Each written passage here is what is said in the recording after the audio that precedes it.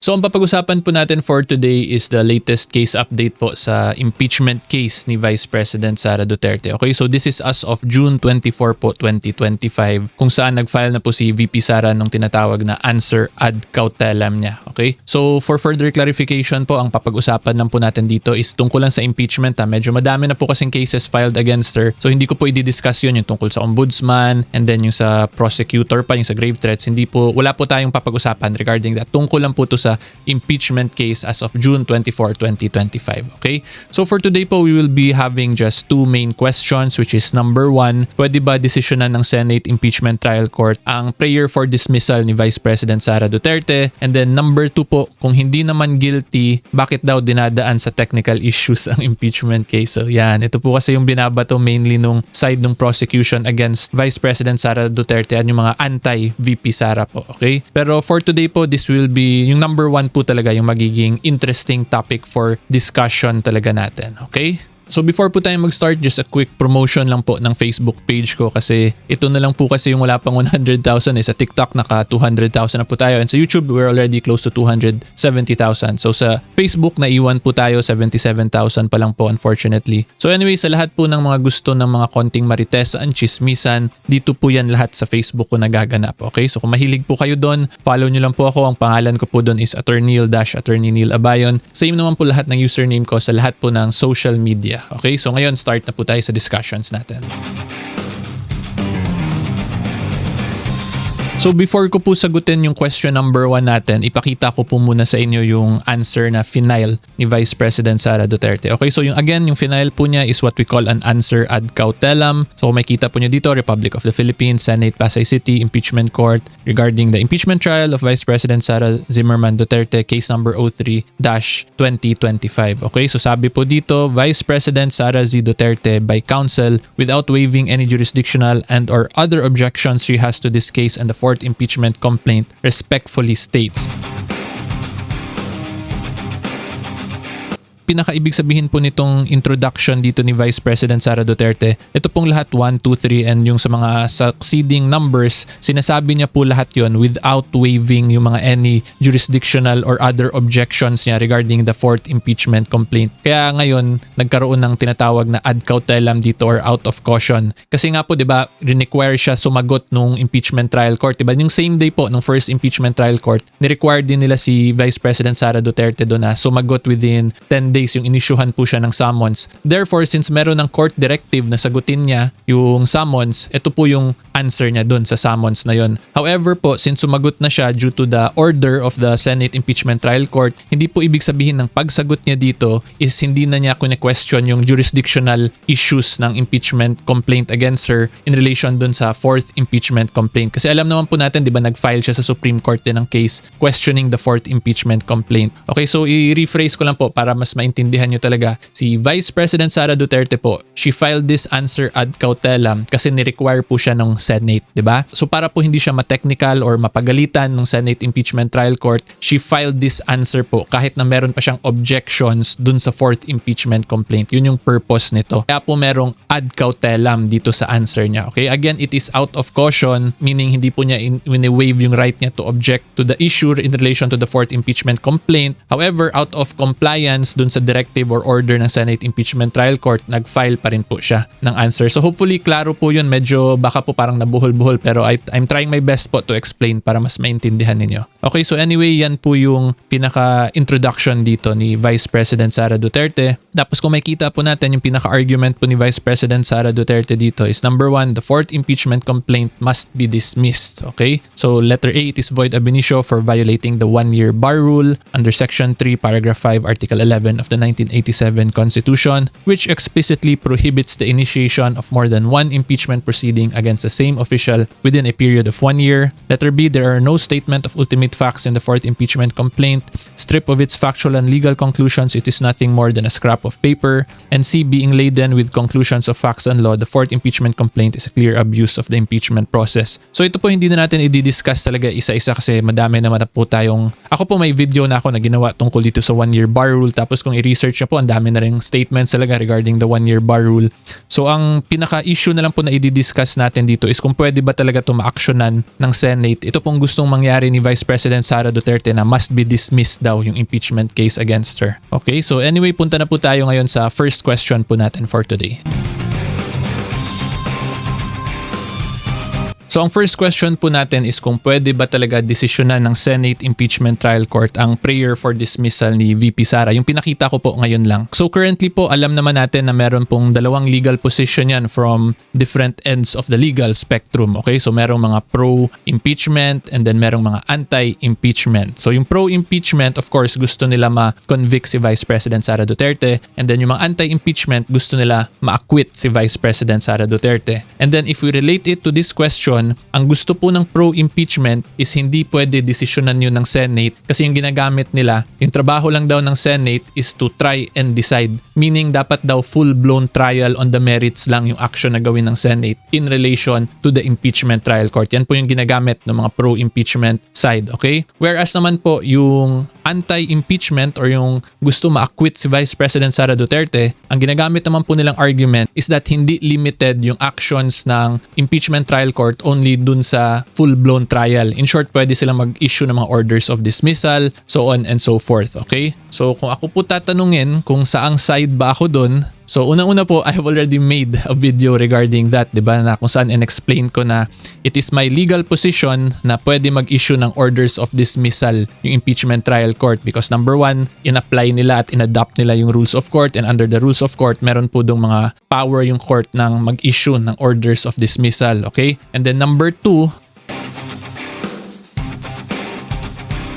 because of the argument kung saan ginagamit po nila na pwede daw mag-carry over or cross over tong impeachment case ni Vice President Sara from the 19th to the 20th Congress if we follow the general or the inherent functions of a regular court, kung saan po once mag-acquire daw ng jurisdiction ng korte, tutuloy at tutuloy daw yung jurisdiction ng korte na yon hanggang matapos yung kaso, okay? So because of that principle, we can also argue na if we will apply the general and inherent powers of the court, therefore that also includes the power of the court to issue orders of dismissal, 'di ba? Kasi hindi naman pwede gamitin lang natin favorable sa isang side yung ganung provision or yung ganung principle na general and inherent powers nga po ng korte, tapos i-relate lang natin sa jurisdictional matters, and then everything else biglang hindi na pala pwede. So medyo ano po ba, it is illogical and it is unfair if you ask me po, 'di ba? Therefore, if we will be using as a basis yung general and inherent powers of a court, we should include it or we should use the entirety of those provisions, 'di ba? Hindi lang yung sa jurisdictional matters. So kung kasama yung jurisdictional matters, dapat kasama rin po yung iba pang mga inherent and general powers of a court, one of which nga is to issue orders of dismissal. Power po talaga yan ng isang korte. Okay, so yan po yung pangalawang rason ko. And then lastly po, regarding this first question natin, let's say magka-issue talaga kung ano ba yung tama, pwede ba talaga mag-order of dismissal ang impeachment trial court or hindi ba talaga pwede. So kung ganyan po na wala pa talagang clear legal position or a clear interpretation as to that legal issue, kung ako po tatanungin, ang isasagot ko lang po dyan is bumalik po tayo sa basics ng constitution natin, di ba? Like what I have already explained in my previous videos, if there are constitutional issues,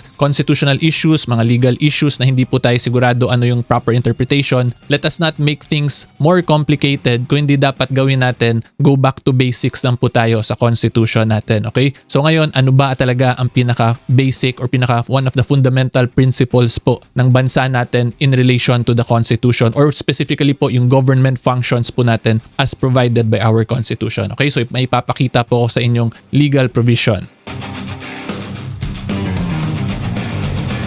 Okay, so yung pinaka-basic po talaga, Article 2, Declaration of Principles and State Policy. So this one po, ito yung mga principles and policies po ng bansa natin, the Republic of the Philippines. So kung makita po ninyo sa Section 1 mismo, nakalagay dyan, the Philippines is a democratic and republican state. Okay? Sovereignty resides in the people and all government authority emanates from them. Okay, so ano po ba yung point ko? Bakit ko to pinapakita? Ang layo naman ito sa impeachment. Article 11 yung impeachment, diba? But this one is in Article 2. So I am just showing this po kasi yun nga po, kung nagkakagulo na talaga how to properly interpret, let's go back to the basic principles of our Constitution. So sa Section 1 mismo po dito, in-emphasize ng Constitution natin na yung Pilipinas is democratic and republican. Kaya po tayo nag-e-elect ng mga representatives natin, nag-e-elect po tayo ng mga senators natin kasi they represent the people. At pangalawa, sabi rin po dito, sovereignty resides in the people and all government authority emanates from them. Okay, that is the very essence po of a democratic and republican state, diba? So ang point ko po talaga dito, kung hindi po tayo sure, then we apply this provision to the impeachment trial court. If the Senate as an impeachment trial court,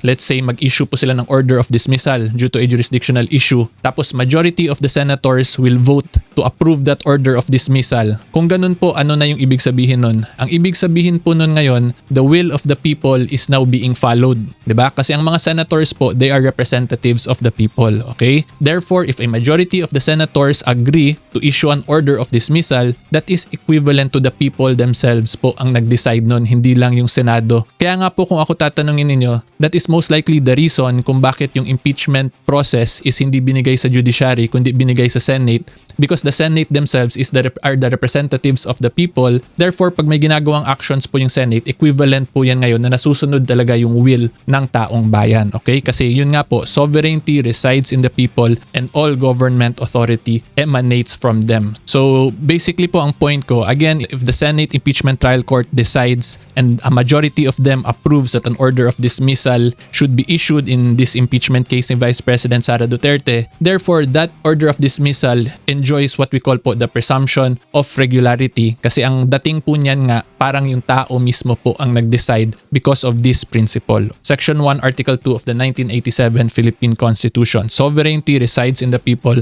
and all government authority emanates from them. So yan po yung tingin ko lang, yung assessment ko dito kung bakit pwede talaga mag-decide yung Senate Impeachment Trial Court regarding sa ganung mga matters po.